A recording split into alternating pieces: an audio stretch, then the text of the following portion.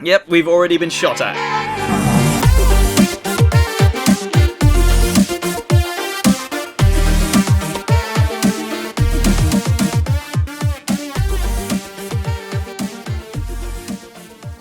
Hello ladies and gentlemen, Panzer here, and welcome to This War of Mine. Now this is a game that I've been following for a long time actually, when it was first announced about a year ago actually. And this, on the outset, is a management sim. It's developed by Warchild and published by 11-Bit Studios. And it has a very interesting setting, because this is a setting that we don't see very often. It's the war scenario, but from the perspective of survivors. Now, these are not insurgents or rebels. These are people who are just victims of the actual war itself.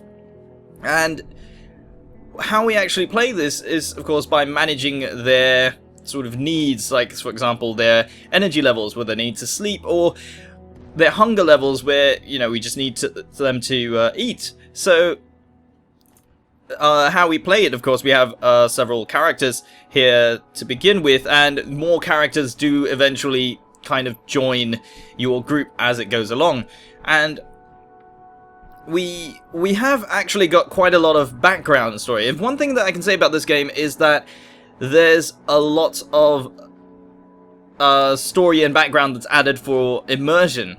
Now, of course, if you might notice this graphics setting in the background down here, just particularly noticeable actually in this bottom room over here, is... Oh, someone's at the door.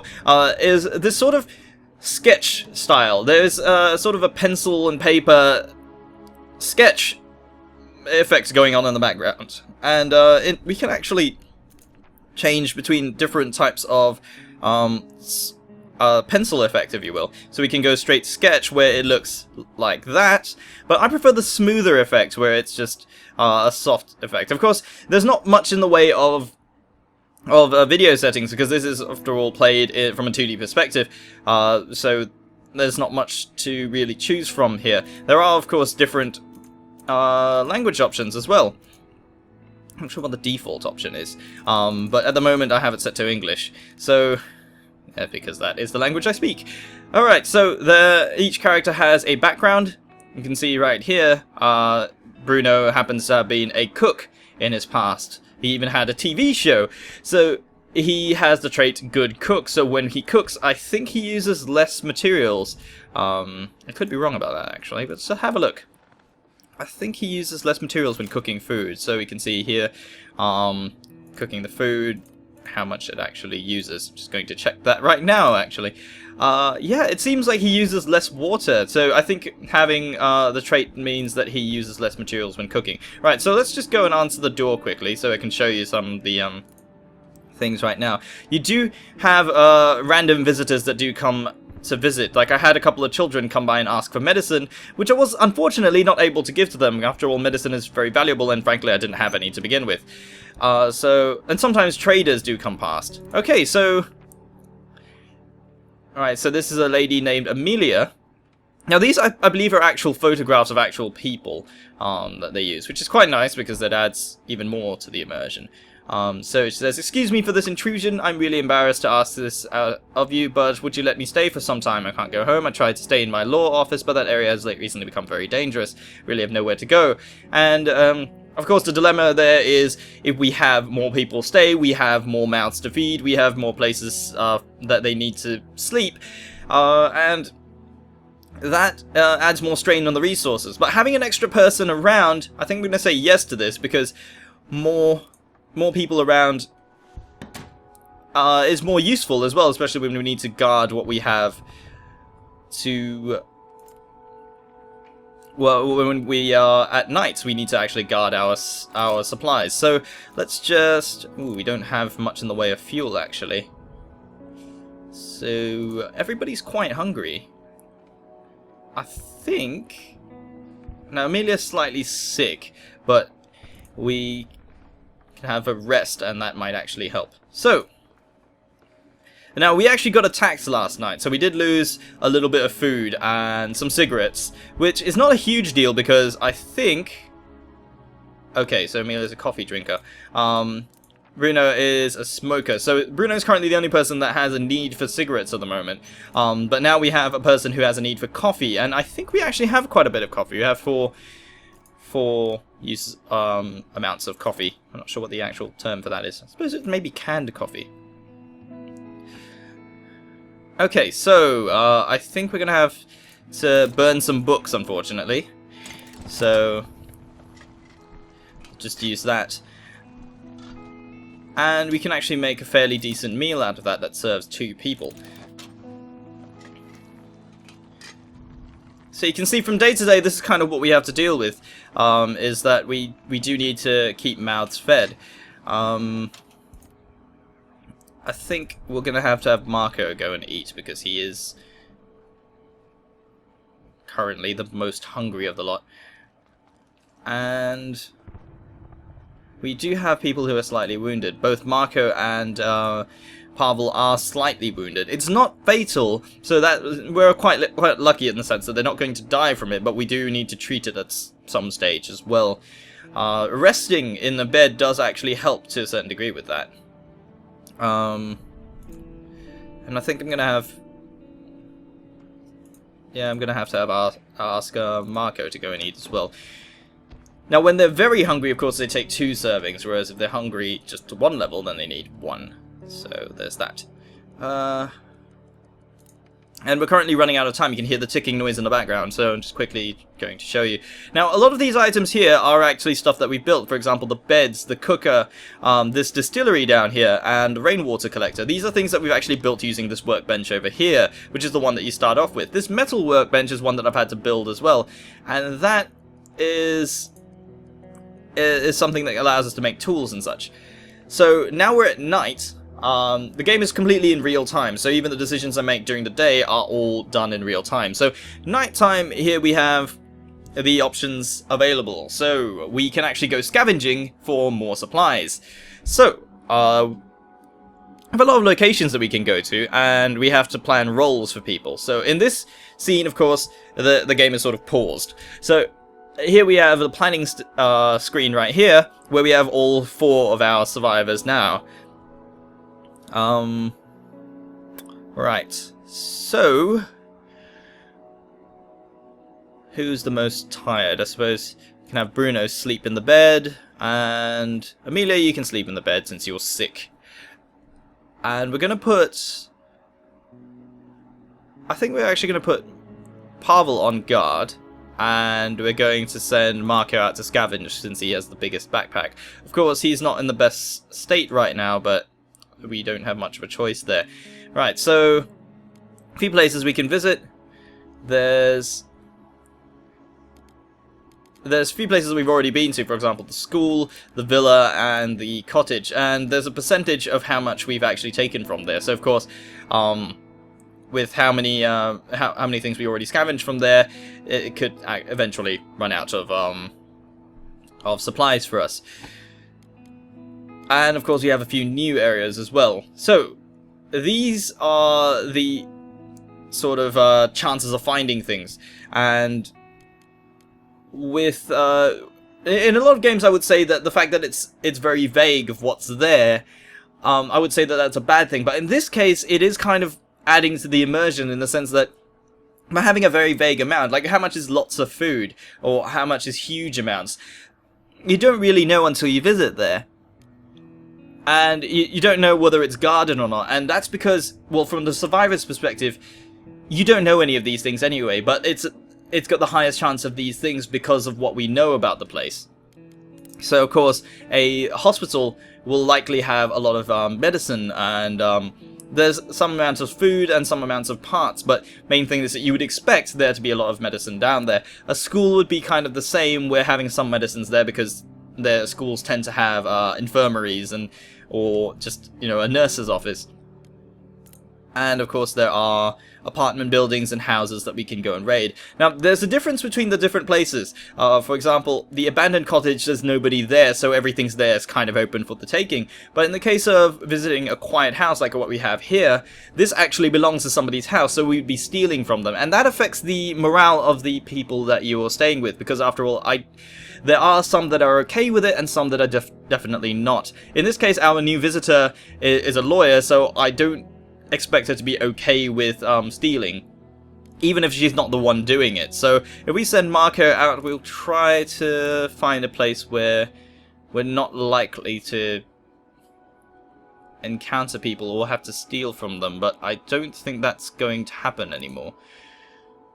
Now the supermarket would be a place where you can scavenge, definitely, but I don't know if other scavengers would be armed, and that could be dangerous.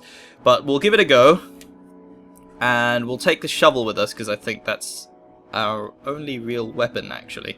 Actually, you know what, if we take that, then the others at home don't have... I say at home, well, it is kind of home. They wouldn't have anything to use. So let's just go there and see what happens.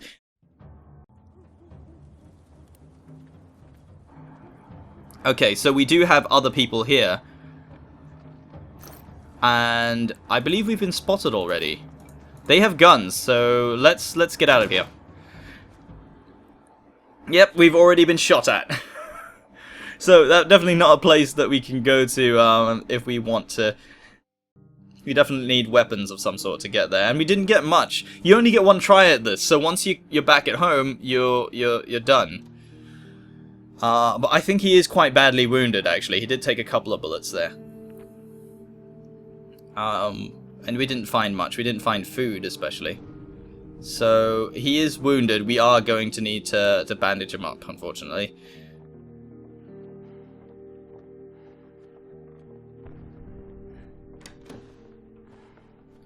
So that was scavenging gone wrong, unfortunately. So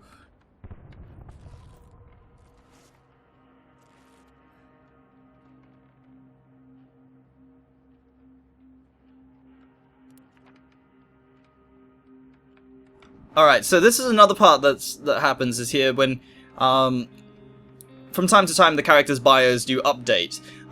They have a sort of diary entry that they do. So when certain things happen, for example, on day 5, Bruno was very hungry. He added an entry saying that he wish he could help him. The most recent one, this is a story entry that is sort of just their kind of thinking at the time. There's something that will happen.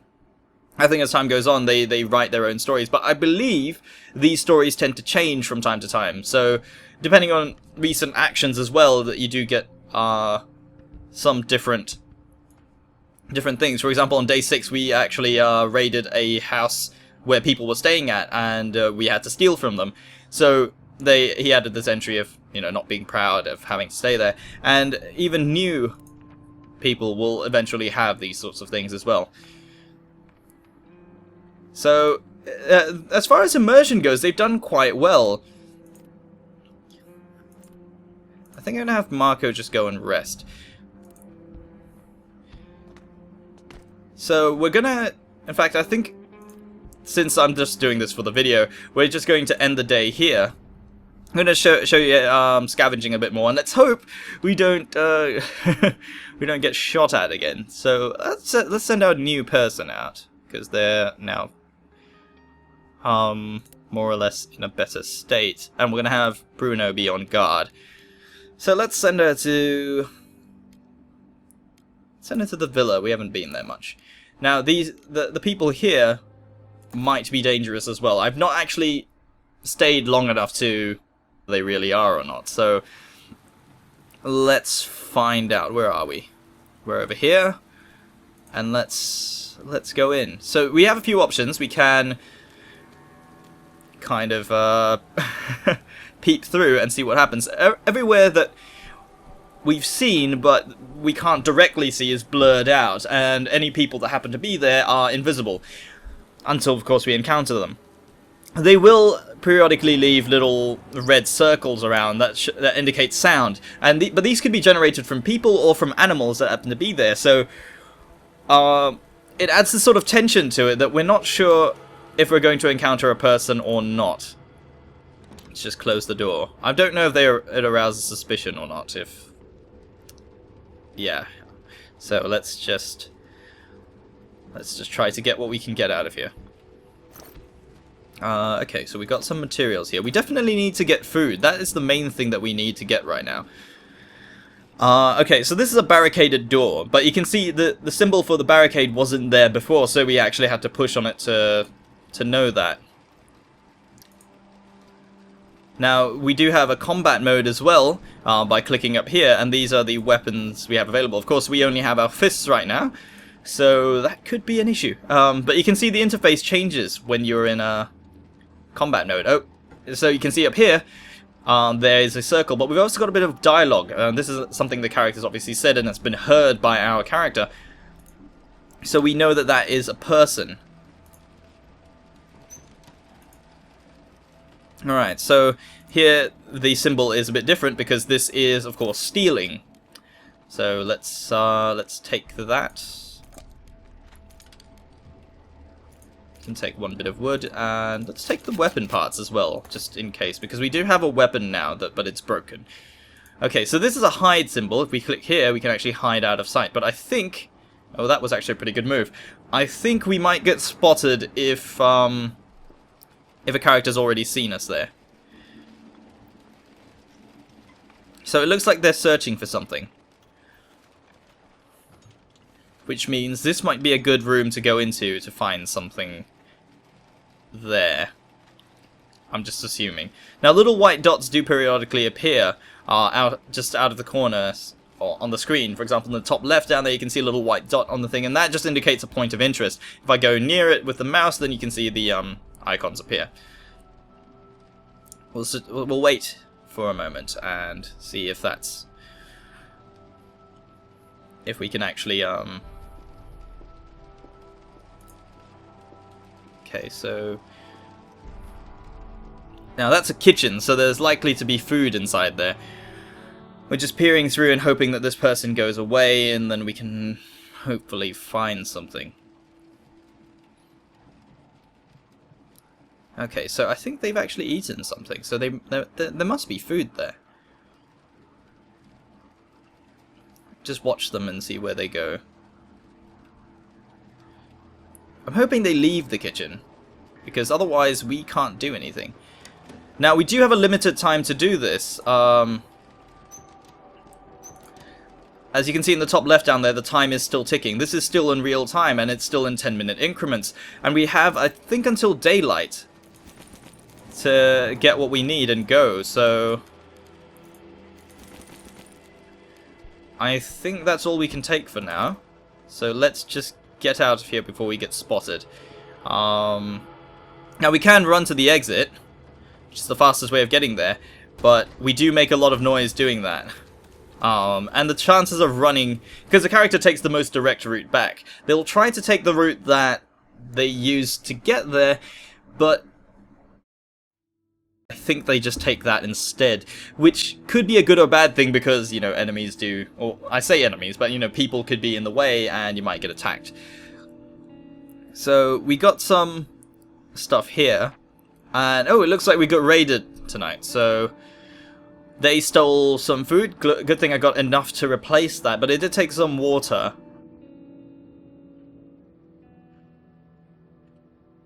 And it looks like Marco is actually very seriously wounded.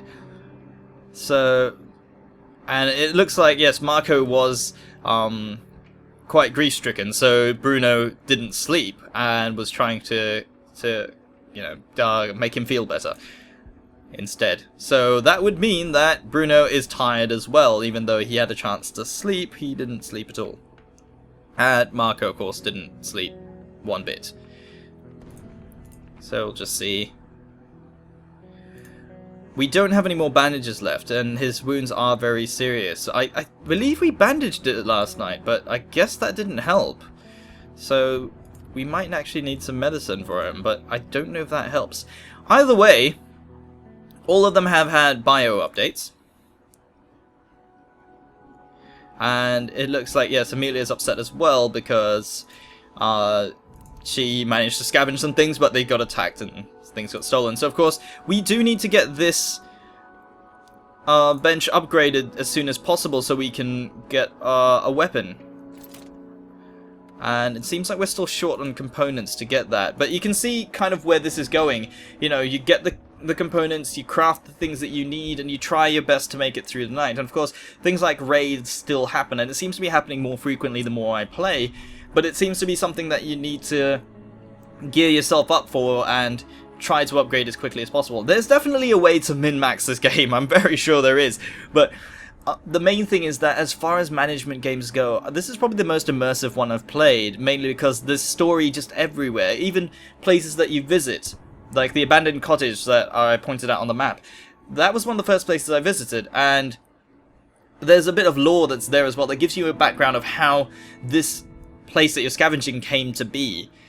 And it also gave clues as to where the weapon was hidden. There was actually a rifle hidden in the backyard, and it was actually only available after you saw that bit of lore because it told you that that's where it was.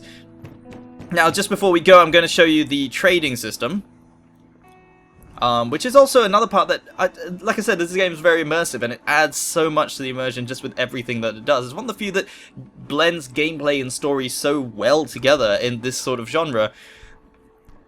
And it's not something that I've seen too often, actually, in this particular way. So, right now we've got a trader.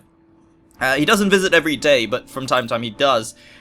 And he's got certain things that we could trade for. Now, of course, this being a wartime setting, money is kind of pointless. But there are items that are worth more than others. For example, medicine, as you might expect, is very valuable. And it's not something you can make yourself. Herbal medicines are just as good, but sometimes they don't help in the way that you would hope them to, and therefore not as valuable. But that's something at least you can make yourself. Food as well is very valuable too. However, raw food is not as good because it needs to be cooked first. Vegetables as well, they are also very good, but not as valuable as medicine is. And canned food, especially. Canned food is just really, really valuable. So if I was to try and trade, I also have liquor that I can trade for things. So if I offer 1 bottle of liquor, we'll see what we can get for that. Now, we have a smoker and we have a coffee drinker in the group, so there's something that we do need to keep in mind. However, we do have enough coffee, but maybe in terms of cigarettes, maybe we need some more. But these are common, but they can also be used as currency, so we could actually we'll try and grab some of the roll-up ones because they're cheap. And let's get some more food. But there you can see now he won't agree to this deal because just 1 bottle of I think it's moonshine is not as valuable, unfortunately. And so we offer another bottle because nobody here drinks that anyway. We do need fuel. He hasn't got any food, unfortunately, so we can't trade for that. What we do want some components. How much can we get for this? Some fuel? No. I just see that I'm trying to maximize this as much as possible. That's too much. Get some water? No. We've only got 1 bit of water left, so we probably do want to try and get that instead. No, water apparently is worth a lot more. As it would be, I guess. Alright, so let's just take 1 more bit of components then. And that'll be a deal. So you can see the sort of bartering system is kind of, there's an inherent value between different items that you find. But, like I said, there's no money, so you kind of have to guess how much things are worth. He'll stay there for as long as the entire day, actually, as I've noticed, until we send him away. So now we don't want anything else, so we'll just send him away so we can close the door. And he'll be on his way. And there you have it. So, this War of Mine, it's a game that has a setting that we don't see very often. And I think something that, you know, needs to be talked about a little bit more. As we talk about war and all that, there's also a different side to it. In this case, the military is really just in the background. You do encounter them when you go to outposts and such, and they do tend to be quite dangerous, but you can also trade with them. It's just that they're not the main focus, and in this case the survivors are the main focus, which kind of adds to it. Everything looks very gloomy and depressing, and I think that was the intention as well. There's very little in the way of color. The sketch effect going on in the background kind of adds to that as well. But overall, the gameplay mechanics seem to add so much to the immersion that I don't think I've played any other management game that immersed me as much into the world as this. Definitely there are those that immerse you into the actual gameplay. For example, Tycoon games that I absolutely love really suck me in for hours at a time, but this has drawn me into the story in such a big way that I want to find out more. I want to see how the characters developed, and frankly, I think I might start again because Marco is going to die. I don't want him to die, but there we are. So, there you have it, ladies and gentlemen, this War of Mine. Is it any good? As far as management sims go, it has all the basics covered down right. It has the needs there for you, and it has a very immersive story that will definitely draw you in. And it's definitely not a setting that we see very often, and I'd like to see game developers tackle the more sort of touching aspects of real-world scenarios in this way, and blend it into a game that draws you in, just like this War of Mine has with me. So yes, definitely, I would recommend this for anyone to play in, because definitely there is just hours of gameplay available, and definitely a very, very good story to tell. So this War of Mine, ladies and gentlemen, is now available on Steam for $19.99 or your regional equivalent. Thank you very much for watching, and I'll see you next time.